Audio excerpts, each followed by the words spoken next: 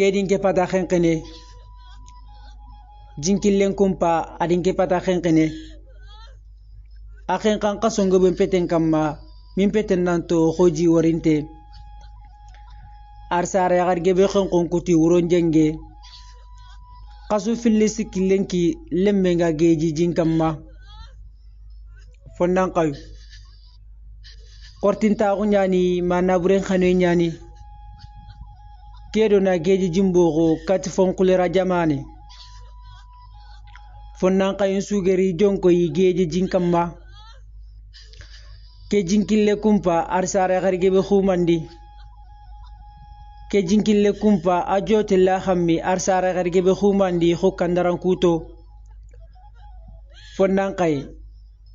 atu angana to keji allan saro nyawara nugudungiye atu angana kara keji kamma allan saro nyawara abada ya ganji kedin ke pata khenkene jinkillen kumpa adin ke pata khenkene akhen kan kasongo ben peten kamma min peten nanto hoji warinte arsara yagar gebe khonkon kuti wuron jenge kasu filisi killenki lemmenga geji jinkamma soningo manono toni agmoyiga to xello kumpal lo butun qasa fonnan kay sugeri ijonko yi geji soninken tuntanti hinne ado mede mande kha lenkoro muntaga sage telle kara geji jiwrana gane kedo do fonkulera jamani demba keita manne no toni agmoyiga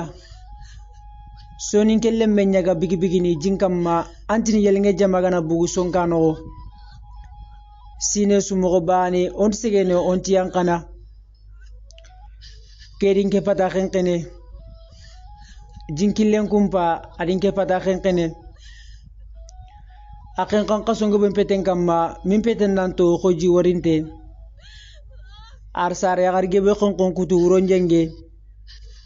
khasu filisi killenki lemmenga geji jinkamma fonnan kay atu angana karake jikamma allan saranya togo abara ya khanji amma manfude ngori sino tammi ya khanji qalbasago jinkillen kumpa ada khammi arsara yagar gebe ya ko pinkindi lenki nso malin samba kun qari jonko yi geji kun qibare mu muginga nsira lo khumba kun qati taxen taxa fosrono kun qati mina geji jimbogo katifon qilira jamane sonin kara tungaranko khana wari hado nagani siti hado durkhote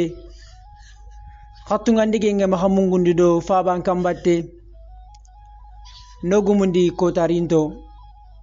ngetogani sonin kara banju gidi maga nyan saron kallemme papa mariga